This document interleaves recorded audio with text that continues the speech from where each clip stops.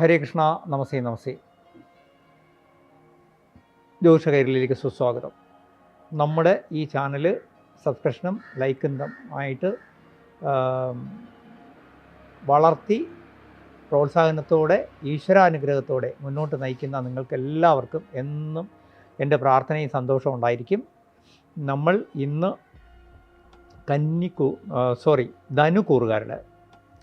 ധനുക്കൂറുകാരുടെ ഈ വർഷം എങ്ങനെ പ്ലാൻ ചെയ്യാമെന്നാണ് നമ്മൾ ചിന്തിക്കേണ്ടത്. ധനുക്കൂറെന്ന് പറയുമ്പോൾ തന്നെ നമുക്കറിയാം, അതിൽ മൂലം, പൂരാടം, ഉത്രാടത്തിൻ്റെ 1-ാം പാദവും ചേരുന്നതാണ്. ശരിക്കും ഇപ്പോൾ നമുക്ക് നല്ല ദൈവാധീനമുള്ളൊരു സമയം ആയതുകൊണ്ടാണ് ഞാൻ ഓർമ്മിപ്പിക്കുന്നത്. വ്യാഴം ജൂൺ കഴിയുമ്പോൾ അഷ്ടമത്തിലേക്ക് മറയാൻ നിൽക്കുകയാണ്. ഒരു ജാതകത്തെ ഏറ്റവും അധികം സ്വാധീനിക്കുന്നതും അതിൽ ഭാഗ്യവും അനുഗ്രഹവും നമ്മുടെ ലൈഫിൽ ഏറ്റവും ഗുണവും ചെയ്യേണ്ടതും വ്യാഴമാണ്. അപ്പോൾ ആ വ്യാഴഗ്രഹം നമ്മളെ ഇപ്പോൾ നിലവിൽ നമുക്ക് നിവൃത്തി സ്ഥാനത്ത്, അതായത് നമ്മൾ എന്ത് കാര്യങ്ങൾ സാധിക്കണമെങ്കിൽ സാധിച്ചു തരുന്ന രീതിയിൽ നിൽക്കുകയാണ്. ആ വ്യാഴം അഷ്ടമത്തിൽ മറയുകയാണ്. അപ്പോൾ അഷ്ടമത്തിൽ മറയുമ്പോൾ എന്ത് സംഭവിക്കും?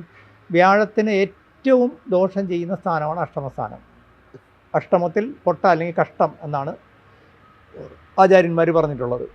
അപ്പോൾ അഷ്ടമത്തിലേക്ക് മറയുമ്പോൾ നമുക്ക് ഹെൽത്ത് വൈസ്, അതുപോലെ തന്നെ നമ്മുടെ ധനപരമായിട്ട് നമ്മൾ മുന്നോട്ട് പോകുന്ന നമുക്ക് കാര്യസാധ്യം വേണ്ട കാര്യങ്ങൾ എല്ലാത്തിലും തടസ്സം വരും, എല്ലാത്തിലും വിഷമതകൾ വരും, ദുഃഖം വരും. അപ്പോൾ ഇത് വരാതിരിക്കാൻ എന്ത് ചെയ്യണം? ജൂൺ 2-ാം തീയതി ആകുമ്പോൾ വ്യാഴം മാറും. ഇതിപ്പോൾ ഫെബ്രുവരി ആയി, ഇപ്പോഴേ ദൈവാധീനം വർദ്ധിപ്പിക്കുക. വിഷ്ണുവിൻ്റെ അവതാരമൂർത്തി ക്ഷേത്രങ്ങളിൽ പ്രാർത്ഥിക്കുകയും അത്തരത്തിലുള്ള അനുഷ്ഠാനങ്ങൾ ഇപ്പോഴേ തുടങ്ങി ശീലമാക്കുക. നമ്മൾ ദൈവാധീനം വർദ്ധിപ്പിക്കുക. മറ്റൊന്ന്, നിലവിൽ നിങ്ങൾക്ക് കണ്ടകശനി ഉണ്ടെങ്കിൽ അത് വലിയ കഷ്ടമായിട്ട് നിങ്ങളെ ബാധിക്കില്ല. കാരണം കുടുംബത്തിൽ ചില സൗന്ദര്യപ്പിണക്കം, നമുക്ക് ഏറ്റവും വേണ്ടപ്പെട്ടവരായിട്ട് കുറച്ചൊരു അതായത് മാതൃതുല്യരായ അല്ലെങ്കിൽ മാതാവിൻ്റെ ബന്ധുക്കളുമായിട്ടൊക്കെ നമുക്കൊരു ചെറിയ സൗന്ദര്യപ്പിണക്കമോ അകൽച്ചയൊക്കെ വരാം. അതെല്ലാം മാറി വരും, പേടിക്കേണ്ട. അതേസമയം നമ്മൾ വളരെ ശ്രദ്ധിക്കേണ്ട ഒരു കാര്യമുണ്ട്. നമ്മുടെ ഭാഗ്യസ്ഥാനത്താണ് കേതു നിൽക്കുന്നത്. അപ്പോൾ ഈ കേതു എല്ലാം മുറിച്ച് വിടുന്ന ആളാണ്. അപ്പോൾ ഇതിൻ്റെ വേറൊരു വേഷം എന്ന് വെച്ചാൽ, നമ്മളിലേക്ക് വരേണ്ട ഭാഗ്യങ്ങളെല്ലാം ഇപ്പം ബ്ലോക്കായി പോയിക്കൊണ്ടിരിക്കുന്ന ഒരു കാലഘട്ടത്തിൽ എത്തിക്കഴിഞ്ഞു. നമ്മൾ നേരത്തെ നല്ലതായിരുന്നു, ഇപ്പോൾ ഈ വർഷം മുതൽ 2026 തൊട്ട് അങ്ങനെയാണ്. അപ്പോൾ അതിന് നമ്മൾ റെമഡി ചെയ്യേണ്ടതെന്ന് വെച്ച് കഴിഞ്ഞാൽ, നവാക്ഷരി മന്ത്രം ചൊല്ലുക. ചാമുണ്ഡി ക്ഷേത്രങ്ങളിലോ അല്ലെങ്കിൽ ദേവിയുടെ കുറച്ച് രൗദ്രഭാവമുള്ള ക്ഷേത്രങ്ങളിലോ തൊഴുത് കുങ്കുമാർച്ചന ചെയ്യുക. ഇങ്ങനെയൊക്കെ ചെയ്യുകയാണെങ്കിൽ കുറേ റിലീഫ് കിട്ടും. ഒപ്പം തന്നെ ഈ വഴിപാടുകൾ ചെയ്താൽ മാത്രം നമ്മൾ ജീവിതത്തിൽ വലിയ അത്ഭുതങ്ങളൊന്നും സംഭവിക്കത്തില്ല. ദൈവാധീനം വർദ്ധിക്കും. അപ്പം നമുക്ക് ബുദ്ധിയും യുക്തിയും നന്നായിട്ട് വർക്ക് ചെയ്യും. നമ്മുടെ നമ്മുടെ ലൈഫിൽ പുതിയ പ്ലാനിങ്ങും, നമ്മൾ എവിടെ എത്ര ഇടപെടണം വേണ്ട എന്നുള്ള ഒരു, നമ്മൾ നാടൻ ഭാഷ പറഞ്ഞാൽ ഡിപ്ലോമറ്റായിട്ട് ജീവിക്കാൻ പറ്റും. ഡിപ്ലോമസി ഇല്ലാത്തൊരാൾ ജീവിതത്തിൽ വിജയിക്കത്തില്ല. അപ്പോൾ ഡിപ്ലോമസി വരും. അത് വരണമെങ്കിൽ നമ്മൾ ദൈവാധീനം വർദ്ധിപ്പിച്ചാലേ പറ്റുള്ളൂ. വളരെ സിമ്പിളായിട്ട് പറഞ്ഞാൽ, 2026 ഇനി അങ്ങോട്ട് ഒരു അടുത്ത ഹാഫ്, അതായത് ഈ ജൂൺ മുതൽ പിന്നെ അങ്ങോട്ടുള്ള ഏകദേശം 2027 ജൂൺ ജൂലൈ വരെയുള്ള സമയം നിങ്ങൾക്ക് നല്ലതല്ല എന്ന് തന്നെ ധരിക്കുക.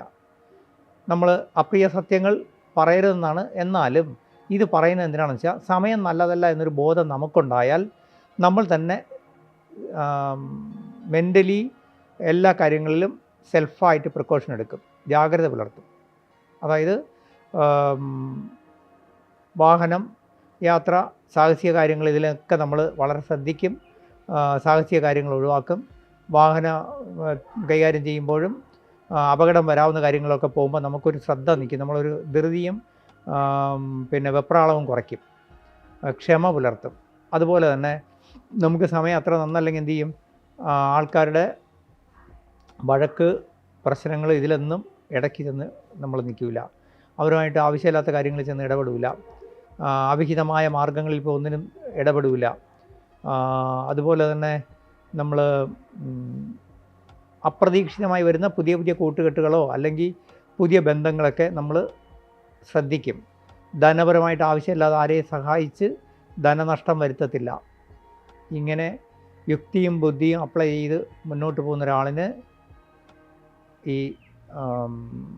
അഷ്ടമ വ്യാഴം പോലും കഷ്ടത ചെയ്യത്തില്ല. ദൈവാധീനം വർദ്ധിപ്പിച്ച് നമ്മൾ ഇപ്പോഴും പുതിയ വലിയ പദ്ധതികളും കാര്യങ്ങളും ചെയ്യാവുന്ന ഒരു സമയമല്ല. സമയം കുറച്ച് മോശമാണ്. നമ്മൾ എന്ത് ചെയ്യണം?